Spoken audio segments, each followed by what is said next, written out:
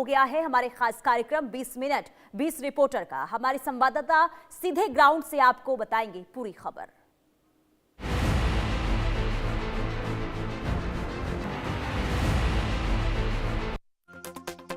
में यूएई के राष्ट्रपति का दौरा सिर्फ 105 मिनट का था, लेकिन ये दौरा ऐतिहासिक रहा। प्रधानमंत्री नरेंद्र मोदी ने व्यक्तिगत रूप से न सिर्फ उनका स्वागत किया, बल्कि कार डिप्लोमेसी भी दोनों के बीच देखने को मिली।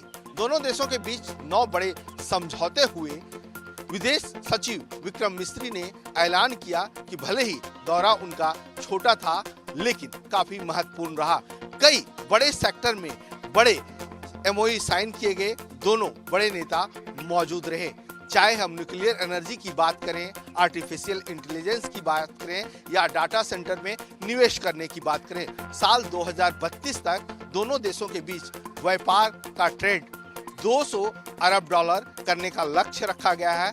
वहीं यूएई भारत में डेटा सेंटर में निवेश करेगा और डेटा सेंटर एम्बेसी बनाया जाएगा। साथ ही साथ यूएई भारत को हर साल 5 lakh metric ton liquefied natural gas भी मुहैया कराएगा। इसके अलावा अगर मैं बात करूं तो सबसे बड़े सेक्टर में से स्पेस सेक्टर को लेकर के ही भी बातचीत हुई है। स्पेस सेक्टर में रॉकेट लॉन्च की बात हो या हम स्पेस में जाने की बात हो, स्पेस सेंटर बनाने की बात हो, इन सब चीजों को लेकर के सहयोग पे बातचीत हुई है। साथ ही साथ एग्रो प्रोडक्ट, एग्रीकल्चर प्रोडक्ट को लेकर के भी जो नियम है, कानून है, उसे साधारण बनाने के साथ साथ व्यापार बढ़ाने पर भी बातचीत हुई है।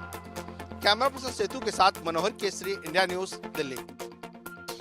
और इसी के साथ ही उन्हें मदद मिलती है कि वो सामाजिक रूप से पिछड़े समुदायों को जो चुनाव है उसको लड़ने का मौका देते हैं। उनको आगे बढ़ने का मौका जो है वो राजनीति में भी मिलता है, हिस्सेदारी जो है वो उनको मिलती है। रिपोर्ट में लिखा गया है कि भारत में महिलाओं को 33% आरक्षण लागू किया है और जिससे उन्हें शिक्षा और सरकारी नौकरी मिलने में भी मदद मिलती है और आसानी हो रही है। तो 3 टेलर रोड नितिन नवीन का सरकारी बंगले का ये नंबर है, यानी जिस बंगले में बतौर मंत्री नितिन नवीन अब तक रहते आए हैं, ये उसी का पता है, यानी 3 टेलर रोड। ये जो आवास है नितिन नवीन को बतौर मंत्री अलॉट किया गया है। देखिए कि बाहर यहाँ पर नितिन नवीन का नाम भी जो है वो लिखा गया है। अब नितिन नवीन बीजेपी के राष्ट्रीय अध्यक्ष हैं, 12वें वो राष्ट्रीय अध्यक्ष हैं और सबसे युवा यानी 45 साल का युवा चेहरा जो है अब वो बीजेपी को लीड करेगा। ये बीजेपी के इतिहास में पहली बार हुआ है। बिहार से कोई व्यक्ति जो है वो इतनी कम उम्र में पहली बार जो है वो बीजेपी का राष्ट्रीय अध्यक्ष बना है और इसको लेकर बिहार में भी खुशी की लहर है। और इस आवास को हम इसलिए आपको दिखा रहे हैं, ये नितिन नवीन के लिए काफी लकी आवास माना जाता है। ये इसलिए हम बोल रहे हैं क्योंकि नितिन नवीन जब पहली बार मंत्री बने थे, यही आवास उन्हें अलॉट हुआ था और जब मंत्री बने, साल 2020 की ये घटना मैं आपको बता रहा हूं, मंत्री बने 2 साल तक सरकार यानी एनडीए की सरकार बिल्कुल अच्छी चली, लेकिन 2 साल बाद फिर से यानी 2022 की उस घटना का मैं जिक्र करना चाहूंगा जब बिहार में एनडीए में फिर टूट हुई, यानी जेडीयू और बीजेपी अलग अलग हो गए और फिर बीजेपी को सत्ता से बाहर जाना पड़ा था और आरजेडी के साथ नीतीश कुमार ने बिहार में नई सरकार बनाई थी। लेकिन उसके बावजूद देखिए कि इस आवास को नीतीश सरकार ने खाली नहीं कराया। यानी नितिन नवीन के कद को आप और उनका क्या कुछ महत्व है बिहार की राजनीति में, इतने कम उम्र के युवा होते हुए भी आप इसी बात से अंदाजा लगा सकते हैं। राजेश के साथ रितेश मिश्रा, इंडिया न्यूज, पटना।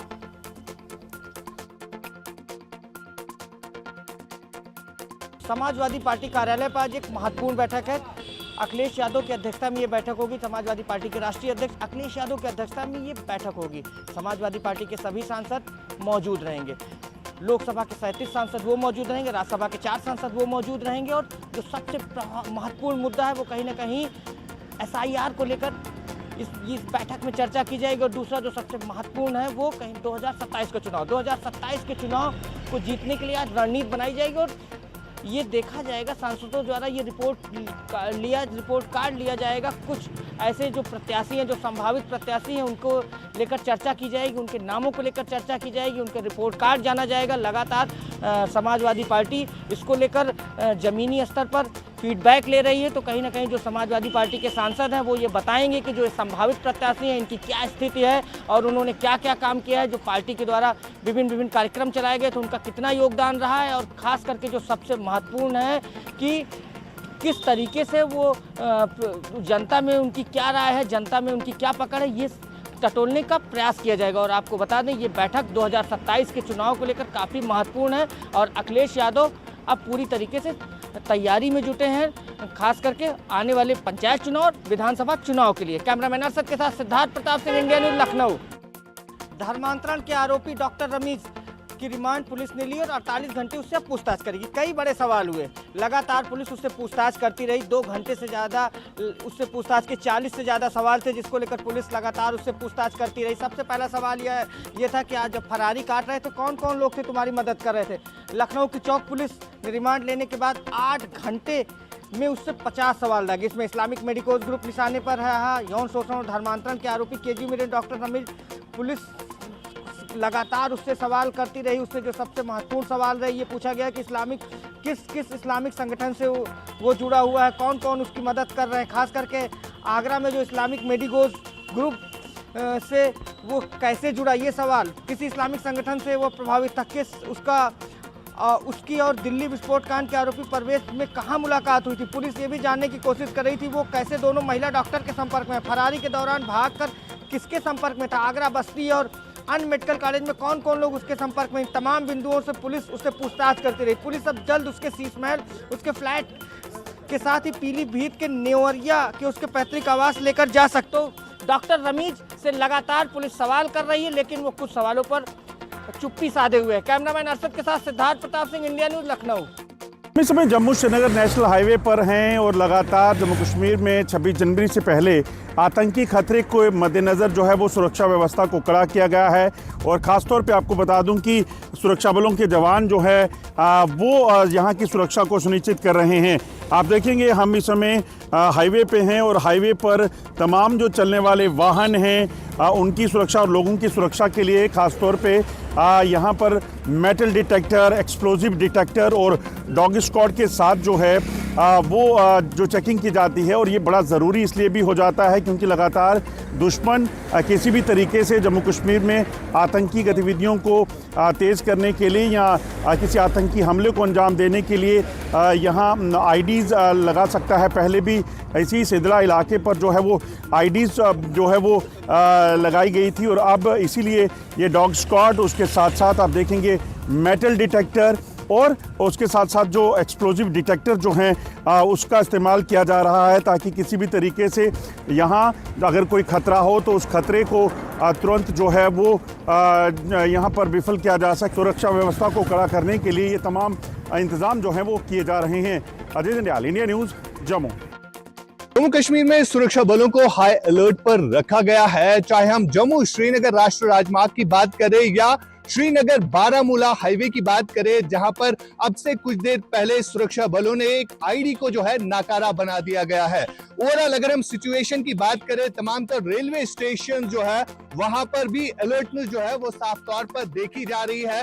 मेरे पीछे जो आप ये तस्वीरें देख रहे हैं, यहाँ पर भी जॉइंट सिक्योरिटी फोर्सेस की तरफ से अब से कुछ देर बाद जो है एक मॉक ड्रिल होने वाली है क्योंकि लगातार सुरक्षा बलों के पास जो इनपुट आ रहा है कि लश्कर और जैश के आतंकियों की तरफ से एक बड़ी आतंकी प्लानिंग जो है वो हो रही है, जिसके चलते अब सुरक्षा बलों की तरफ से इस तरह की अलर्टनेस जो है पूरे जम्मू कश्मीर भर में चलाई जा रही है। फिलहाल लाइन ऑफ कंट्रोल से लेकर प्लेन्स में इसी तरह अलर्टनेस जो है वो बढ़ती जा रही है। जगह जगह पर सुरक्षा बलों की तरफ से सर्च ऑपरेशन जो है वो कंडक्ट किए जा रहे हैं।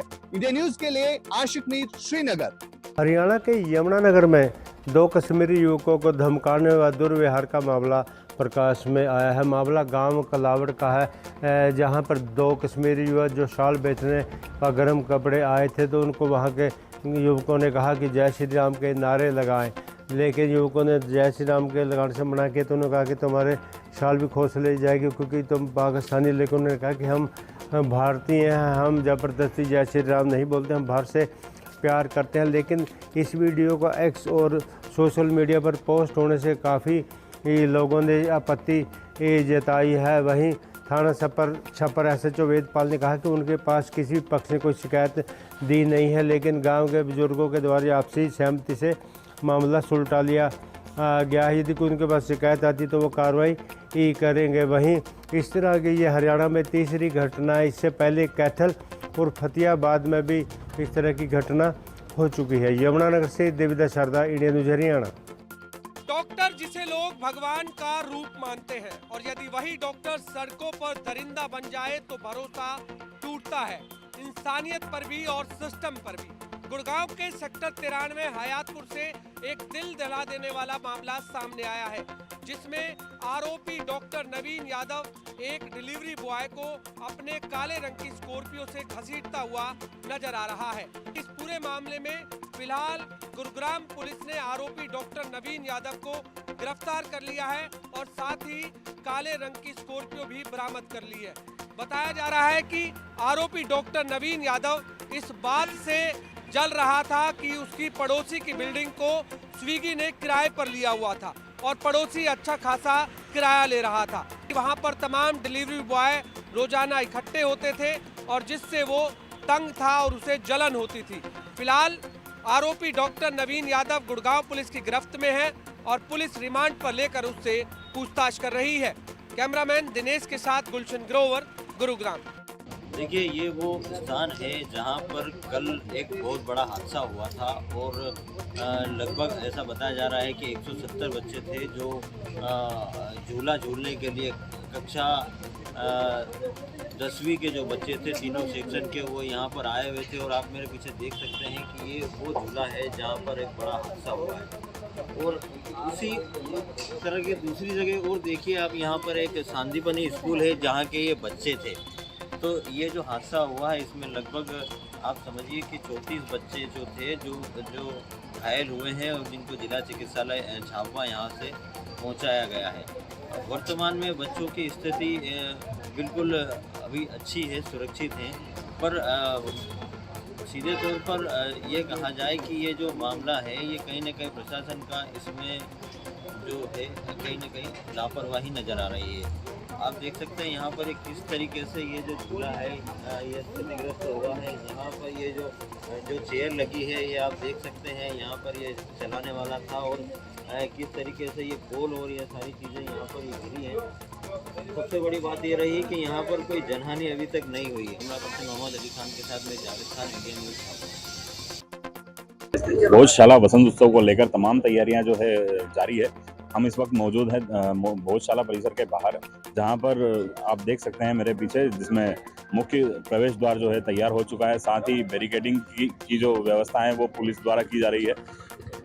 वसंत उत्सव के दिन जो है जुलूस के रूप में यहाँ पर लोग पहुँचने वाले हैं, इसलिए भीड़ को कंट्रोल करने के लिए तमाम तरह की व्यवस्थाएं प्रशासन यहाँ पर कर रहा है। खासतौर पर देखा जाए तो बैरिकेडिंग जो है जिगजैग पैटर्न पे की जा रही है। साथ ही CCTV कैमरों की संख्या जो है लगातार बढ़ाई जा रही है। पुलिस जवानों की यहाँ पर 24 घंटे तैनाती है ताकि किसी भी तरह की जो अप्रिय स्थिति ना बने और शांति व्यवस्था के साथ पूजन और बाकी जो कार्यक्रम है वो निर्विघ्न रूप से पूरे हो सके। कैमरामैन रवि के साथ मैं मनीष देवड़ा, इंडिया न्यूज़ भारत। पिछले दिनों करनाल में एक मामला सामने आता है। किया कार शोरूम पे 10 से 15 युवक द्वारा जो पॉलिसी कर्मचारी है अपने कैबिन में उसे घेर लेते हैं और उसको साथ मारपीट शुरू कर देते हैं। और पॉलिसी बताया जा रहा है, पूरा मामला यह है कि बीते दिनों लगातार पॉलिसी कर्मचारी है उसके द्वारा कई बार कस्टमर को फ़ोन किया जाता है कि आप अपनी पॉलिसी करवा लीजिए, मगर वो बार बार अपने GM को बोलता है कि कस्टमर के द्वारा बहुत ही बदतमीजी की जा रही है।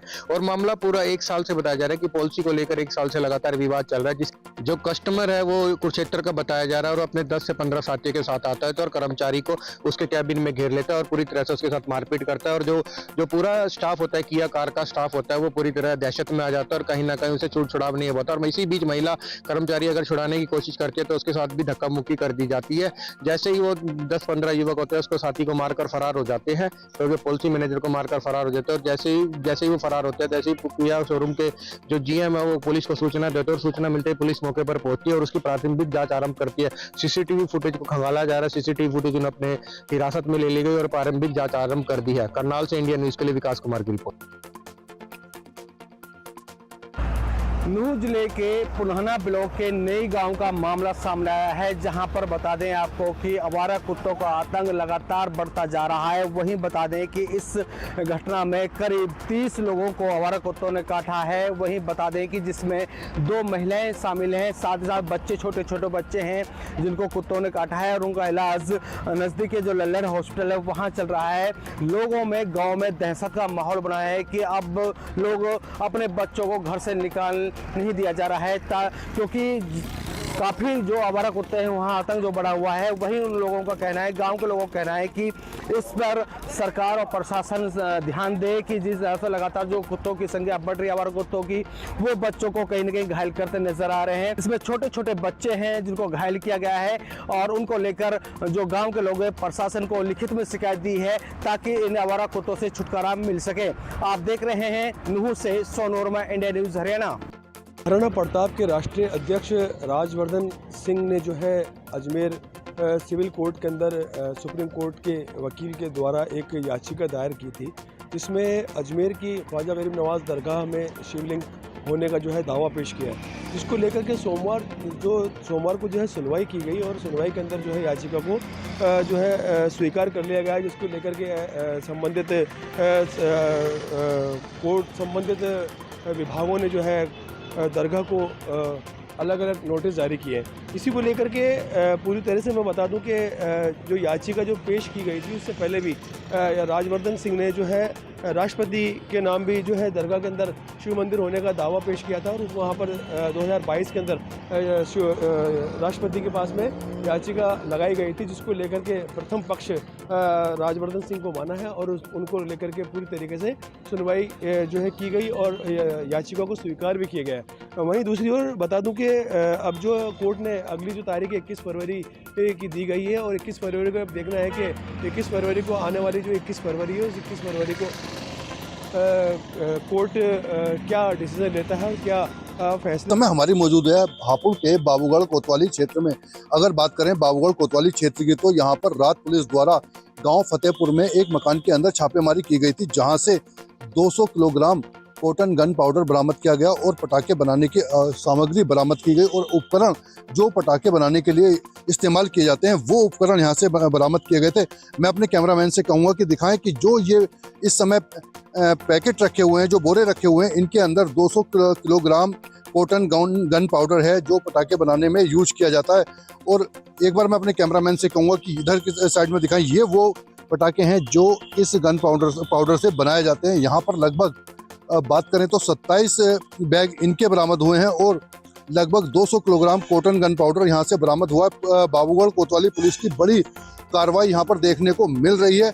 ये विस्फोटक सामान है जो एक मकान के अंदर बनाया जाता है, ना ही तो उसके अंदर कोई लाइसेंस था और ना ही पटाखे बनाने के कोई उसके पास में फैक्ट्री टाइप में वहाँ पर थी, ना ही आग बुझाने की कोई सामग्री उसके घर में थी। अवैध रूप से इस तरीके से वहाँ पर पटाखे बनाए जा रहे थे। बाबूगढ़ पुलिस की बड़ी कार्रवाई हापुड़ में देखने के लिए मिल रही है। इंडिया न्यूज के लिए हापुड़ से मैं संजय त्यागी। शिक्षा गति उन्मूलन के तहत काफी चौंकाने वाला मामला सामने आया है। एक भिखारी हजारों लाखों नहीं करोड़ों का मालिक निकला है। महिला एवं बाल विकास विभाग ने जब भिक्षावृत्ति उन्मूलन के तहत कार्रवाई की तो ये चौंकाने वाला मामला सामने आया है। भिखारी के पास से करोड़ों रुपए की संपत्ति मिली है, आलीशान घर मिले हुए हैं। इतना ही नहीं, भिखारी ब्याज पर भी पैसे देता था। जब ये कार्रवाई की गई तो भिखारी ने ये चौंकाने वाला मामला बताया। इसके बाद महिला एवं बाल विकास की टीम ने रेस्क्यू करके भिखारी को पूछताछ की तो भिखारी ने ये सारी बातें बताई। बहरहाल इंदौर को भिक्षु मुक्त करने के लिए कार्रवाई की जा रही है और इसी के तहत ये कार्रवाई हुई थी। अब आगे की जो भी कार्रवाई होगी वो जिला प्रशासन के निर्देशानुसार की जाएगी। इंडिया न्यूज के लिए इंदौर से मैं नाज पटेल। जयपुर पुलिस कमिश्नर सचिन मित्तल की तरफ से एरिया डोमिनेशन अभियान चला रखा हो, लेकिन अगर बात की जाए अपराधियों की साठगांठ की तो अपराधियों के साथ साठगांठ लगातार सामने आ रही है। इस बात का अंदाजा इसी बात से लगाया जा सकता है कि कल राजधानी जयपुर के गंगापोल इलाके में एक बड़ा घटनाक्रम हुआ, जहां पर रवि मेहरा नाम के युवक ने एक फायरिंग की वारदात को अंजाम दिया। जो फायरिंग है वो बबलू नाम के युवक पर हुई है। पूरे मामले को लेकर जिस तरीके से कल अल सुबह तड़के 5 बजे कमिश्नर सचिन मित्तल के निर्देश पर अभियान चलाया गया, उन अभियान के तहत हिस्ट्री शीटर रवि को भी गिरफ्तार किया जाना था, लेकिन वो गिरफ्तार नहीं किया जा सका, जिसके तहत अब ये फायरिंग की बड़ी वारदात हुई थी। फिलहाल मामले को लेकर काफी गंभीर सवाल है वो खड़े होते हुए नजर आ रहे हैं। बहरहाल आरोपी जो रवि है वो अभी भी पुलिस की गिरफ्त से दूर बताया जा रहा है। कब तक आरोपी को गिरफ्तार कर लिया जाएगा, बड़ा सवाल यहाँ पर खड़ा होता हुआ नजर आ रहा है। Mohammad Razaullah, India news, Jaipur. Greater Noida के नॉलेज पार्क इलाके में सेक्टर 150 में इंजीनियर के मौत के मामले में आज एनडीआरएफ की टीम यहां पर पहुंची है। तस्वीरें मैं आपको दिखाना चाहूंगा। देखिए वो किस तरह से तैयारी करके यहां पर जो बेसमेंट खुदा हुआ है वहां पर उतर रहे हैं और इस बोट के जरिए जो गाड़ी है उसको रेस्क्यू करके बाहर लाया जाएगा। 3 से 4 गाड़ियां यहाँ पर एनडीआरएफ की पहुंची हैं और अपने जो संसाधन है उसके जरिए वो यहाँ से अब गाड़ी को रिकवर करेंगे। ड्रोन के जरिए भी नजर रखी जा रही है। इसके अलावा जो तमाम जवान है वो बोट के जरिए इसको रेस्क्यू किया जाएगा। इस पूरे मामले में एसआईटी का गठन हुआ है, जिसमें एसआईटी नोएडा प्राधिकरण पहुंच चुकी है और इसके अलावा वहां पर वो प्राधिकरण की फाइल भी खंगाल रही है। और देखिए कॉर्डन ऑफ करके यहाँ से पूरा बैरियर लगाया गया है और जो तमाम एनडीआरएफ की टीम है वो यहाँ पर इसको गाड़ी को रेस्क्यू कर रही है। इसके बाद तमाम जो बयान है वो दर्ज किए जाएंगे। और देखिए उम्बर जिला मुख्यालय पर नागदा मंदिर के पास में कुछ असामाजिक तत्वों के द्वारा गाय के ऊपर जलती हुई माचिस की तुल्लियाँ डाली गई है। हमने मौके मुआयना किया तो वहाँ पर पुजारी ने बताया कि कुछ युवक के द्वारा देर रात्रि को माचिस की तुल्लियाँ जलाकर गाय के ऊपर डाली गई। और लेकिन उस समय जब पुजारी ने बताया कि इस तरह से आप उन असामाजिक तत्वों को बोला कि इस तरह से आप गाय के ऊपर तुल्लियाँ मत डालो, तो उन असामाजिक तत्वों के द्वारा